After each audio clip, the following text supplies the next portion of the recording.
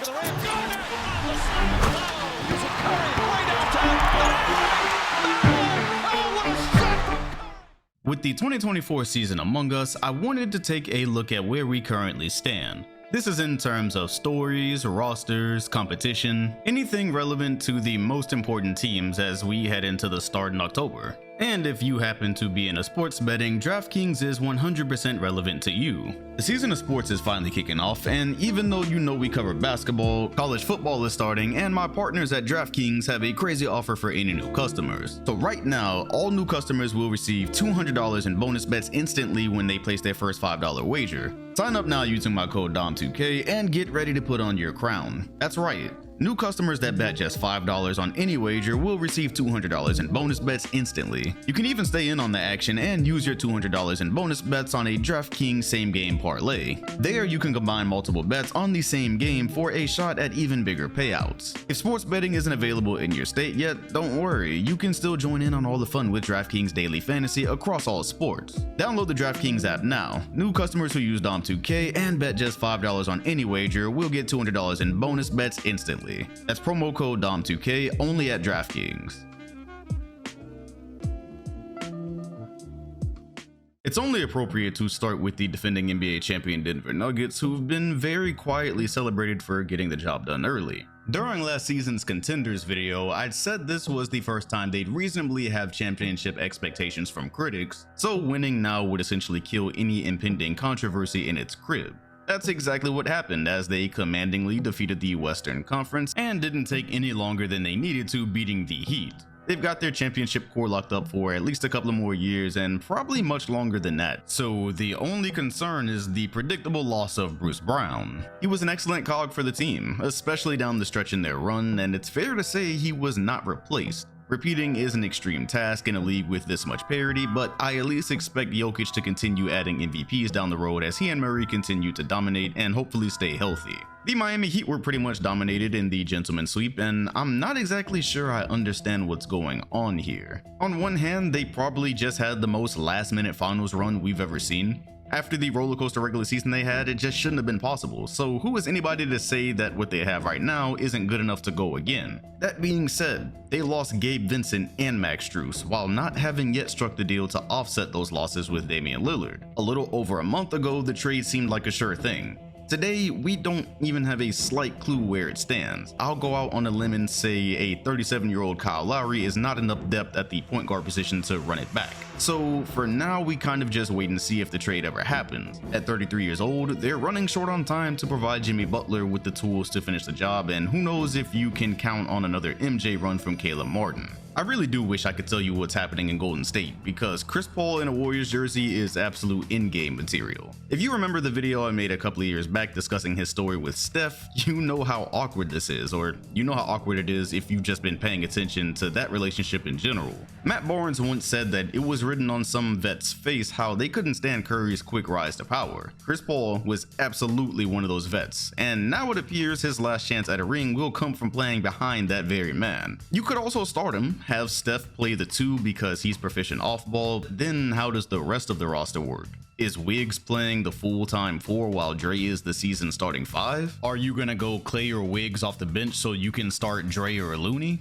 To this day, we don't actually know what Kerr is gonna do with this, and Paul did not sound so enthused when it was suggested he may be the 6th man. Oh yeah, they traded Jordan Poole for this, by the way. He wasn't having a great postseason, and he and Dre clearly weren't coexisting any longer. I can understand the Golden State fan frustration at landing a 38-year-old in this deal. Obviously a player of his IQ, I can see some lineups and fits for him and places where he'll help Golden State, but unless his mid-range reverses by about 2 years, I don't think it's the move that lands the Warriors one more title and a fitting into the Golden Dynasty. At this point, knowing that with the right pieces, Steph, Clay, and Dre still probably have potential for one more, I'd be pretty sad about the 2020 draft. And and the team that outed them, the Los Angeles Lakers. At this point, I feel confident in saying they had a beautiful chance at a Cinderella run if not for that LeBron injury so close to the playoffs. They made the miracle trade that we speculated was out there, AD actually stayed healthy, and it all culminated in a Western Conference Finals run which was also pretty last minute. Retaining Hachimura, Reeves, and adding Gabe Vincent, it's hard to call this anything other than a successful offseason. The formula works, it was proven last year. They now literally just have the same exact question they've had since they won the title in the bubble. Can they put a full season together? By this point, hopefully we've all just accepted that LeBron is always going to be better than he's supposed to be at his age, and unlike the last 2 seasons, the roster now fits on opening night. The door is cracked ever so slightly for him to get a 5th ring, leading into his player option for the 25 season, where I assume we'll get some clarity about the next moves in his career. Luckily, LA has already wrapped up AD through 2028, so they could avoid the whole thing about his future being tied to what James does next summer. Other than that, the Lakers are just a wait and see game per usual. That also applies to their little brothers who will no longer be across the hall after this season, making it the last possible time that the Battle of LA could have this level of intensity to it. Sure, they'll still be in Los Angeles, but them sharing the same building while contending in the playoffs remains to be one of the biggest events we've missed out on and may never get now. Personally, I'm just not waiting on it anymore. I've had it. I'm also no longer waiting on the Clippers to be healthy. Once again, in the exact sentiment I shared when I did a season preview for them a year ago, they have a beautiful roster, now aided by a better fitting Russell Westbrook who impressed at season's end, and once again, we were teased when 2 games of Kawhi Leonard looked like it would be enough to overpower the Suns for a whole series. This all leaves us with a scenario I started pointing out last season. The PG and Kawhi contracts. It appears that we've made it through this summer without them even trying to blow the roster up, and so they're going for it. While I don't think either of them are going to turn down nearly $50 million for the 2025 season, it doesn't change the fact that the Clippers basically have a little over a year to make something of that blockbuster trade from the end of last decade. Just like the Lakers, I'm sure if they could put a season together, they'd be there competing at the end, yet that just hasn't even been close to the case since 2020. Due to that fact, rather than blow it up, they seem to be hot on the trail of a deal that would have landed James Harden as the starting point guard. What the Clippers would have traded to make this happen, I do not know. How many games they would have even played together, I also do not know. The Sixers apparently didn't have a good grip on the trade idea either because they're done with it as of right now. Yes, if you were awake, well, and present, you've already been briefed on the shit show between Harden and that front office. At the time of this writing, he maintains that he will never be involved with the franchise featuring Daryl Morey again. Meanwhile, he barely has the slightest bit of leverage regarding a trade. He's already accepted his player option for 2024 because he really didn't have anywhere else to go as a free agent. When he wasn't traded as agreed to, and he went this whole season without getting his max extension that they'd shaken on, well, that's how we get this stalemate. Problem is, his only leverage at all is Joel Embiid's future. He's pushing 30 and he's locked up at least until 2026. Sure, if James really pushed the issue and didn't play, it would almost certainly cost Philly another year of Embiid's career, and he's already made it clear he intends to win a title wherever that may be. Still, after that, there's very little he can do. He won't be able to play professionally anywhere else in the world. He's pushing mid-30s, he's not the same player he was in Houston, and this is like his 3rd trade request in as many years. It'd be one thing if he were a prime superstar that could instantly change the outlook of a franchise. In my opinion, he's just right over that hill. I don't know what he intends to do outside of the fat suit play from Houston. I don't know what Philly intends to do, as they still haven't been to a conference finals and they're about to have 2 unhappy star players. To make matters worse, they know as well as anybody that they are not winning a title whether Harden plays this season or not. So this year is about to be wasted one way or the other, and they're losing him whether it's now or next year. In short, they're on the brink of implosion, so let's see what the front office comes up with. Well, as the years pile up, the Pelicans really just look like a younger Clippers, as much as I hate to say it. All the potential in the world, then they just don't have their guys on the floor. Ingram nor Zion have managed to play more than 55 games individually in the last 2 seasons. Had they been healthy, I think they were worth a top 4 seed in 2023. The good news is they're both relatively young and Zion is good to go through 2028. Despite all this happened, if they just got a good stroke of luck and were able to build from this season on, they've got a large window. However, that's why why I call them the young Clippers. We just don't know from season to season what the lineup on the floor is gonna be. You really can't trust it. Speaking of who will be where, don't look now, Milwaukee fans, but Giannis is talking about his contract already. I know it seems just like yesterday his gamble to sign the initial extension had paid off, but the Bucks have had zero luck since then. Middleton is habitually hurt, and I'm beginning to question if he'll ever be the same force. Meanwhile, freak accidents just hunt this team. The only difference is they survived that one incident back in 2021 and they were able to go win. That being said, Brook Lopez is 35, Holiday 33, Middleton 32. That's their whole core approaching its mid-30s, and the team really hasn't changed in a few years. This summer is no exception, as they really haven't added a game changer. There's only the hope that Marjan Beauchamp becomes a thing. So if they don't make a run with this aging roster this season, that leaves Giannis with 2025 as his only guaranteed year left in ink. He said a while ago you never know what'll happen in the future, and he's reiterated he's only committed to a winning and growing direction recently. Long story short, the Bucks either need to win this coming June or add something convincing right afterwards. If neither of those keys turn true, we are headed back into some nasty photoshopping. The Suns are still searching for a championship in what will be their third year since their loss to the Bucks. In a major surprise, they were the team that was able to successfully pull off a blockbuster trade after faltering early in the playoffs. And so with Chris Paul gone, their starting point guard appears to be some mixture between Devin Booker and Bradley Beal. And another surprise, they did not move DeAndre Ayton, so they're making the bet that this core four can take them to the promised land.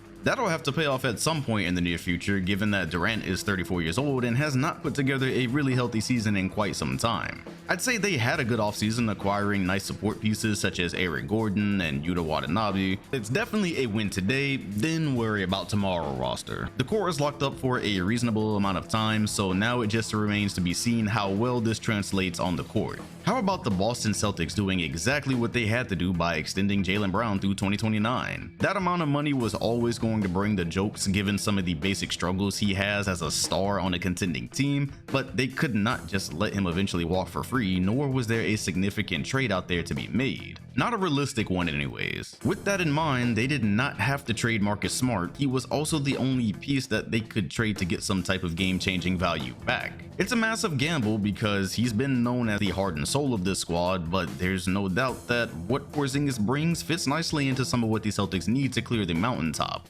Of course, as always with Boston's recent luck, he's already struggling this summer with plantar fasciitis, which is a terrifying factor for a 7-foot big man. I'm personally waiting for them to spoil my mood by saying he needs time to rehab during the season. Hopefully it doesn't come to that. In any case, the green team has made their bet. All fair criticism aside, Jason and Jaylen have had very promising time together, so they've wagered they can eventually secure a title.